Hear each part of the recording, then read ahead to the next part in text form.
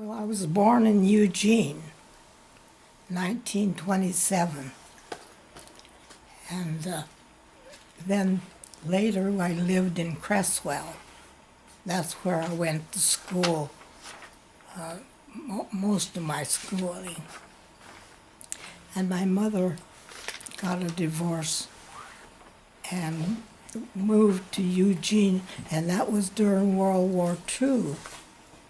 And my mother started working for the railroad, and I was in high school, and I didn't like the new school I was in. So I said to my mother, I really would like to quit school. So I got a job on the railroad too. I was a cab cleaner. And one day, the hostler is the guy that brings the engine out from the roundhouse, and he has a helper. Well, the hostler was someplace talking to somebody, and the hostler helper said to me, "We need to move the engine." He said, "You can do it." So I did. I released the brake, opened the throttle, and moved the engine. How old were you then? 18, I think. And then my mother married again, and they bought a place out at Fall Creek, a 65-acre farm, and we lived right next door to some people. And the son turned the nephew, one of the nephews, turned up to live with him, and that's how I met my husband. I wasn't interested in him really, but his grandmother, his aunt would send him over to the house with some excuse, so he'd come over. And one time we were talking about the school was having a play, and would I like to go? And I said yes, as a ride or as a date. And he says as a date. So I said okay, and I went with him. I had a good time.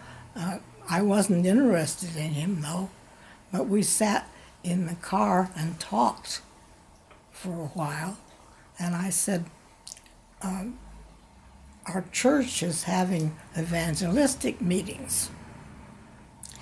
And he said, would you like to go? And I said, yes. He said, I'll take you. So for 2 weeks, he took me to the evangelistic meetings. And every night we would sit in the car for a couple of hours and talk. And we were getting to know each other, and I was thinking, I really like this fellow. And that was in May. We got married in August. And our first baby was born the next July. His name was Rudy. And that time, Ron was working here and there for uncles and whatnot. And on the 25th of September 1950, his friends were saying to him, Gilchrist Lumber Mill is a hiring. Would you like to go? So they all went up there. There were 4 of these guys, and they all went up there and got jobs. And that's how he happened to start working for Gilchrist. He worked there 34 years. All our children, well, yes, all our children were born in Bend. The first 2 were born in the old brick building, and the rest of them were born in the new hospital that they built on the hospital hill. How many did you have? 6 in 12 years. We started out in a 1-bedroom house, and then we were in a 2-bedroom house, and then we were in a 3-bedroom house, and then in a 4-bedroom house. Gilchrist was a really nice place to raise children, and I enjoyed living there, and I had a lot of friends, Christian Women's Club and what. And Ron, well, he didn't always get along with the people he worked with. One time, he came home at noon. It's when Lyle was a baby, and bawled me out because I didn't have the breakfast dishes washed. And it wasn't that. He had a little tiff with a fellow on the job, and he was taking it out on me. And for the rest of the week, when I'd offer him coffee, I said I can get it for myself and that sort of thing. And but on Friday, he came home with a jar opener and gave it to me. That was a piece.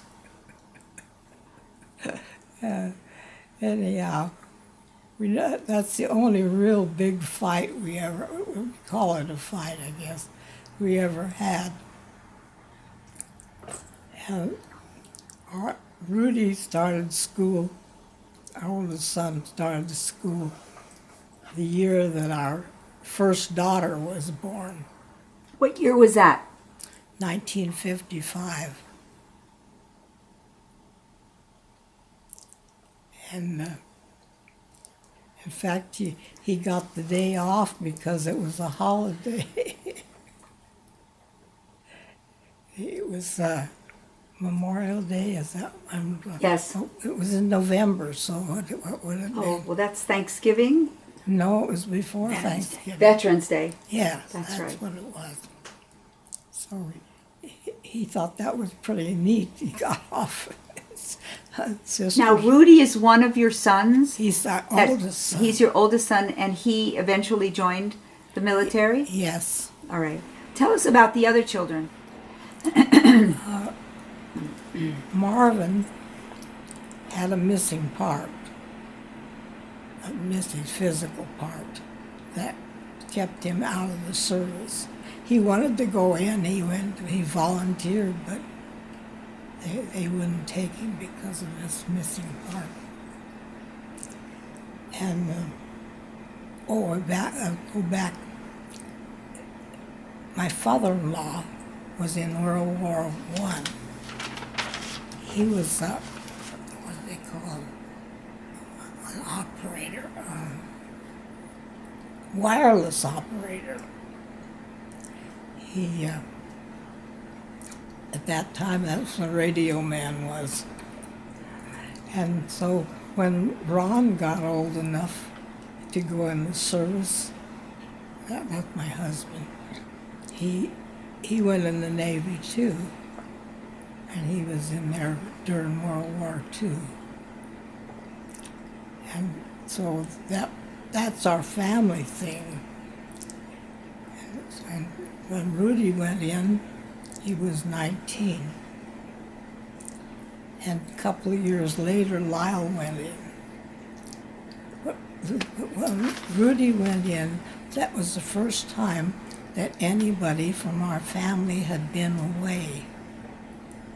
And everybody grieved. It was the coldest Christmas I ever remember. Everybody missed him so much. By the time Lyle went in, we were kind of used to that thing. So we didn't have that grieving thing. We missed him, but it wasn't the same.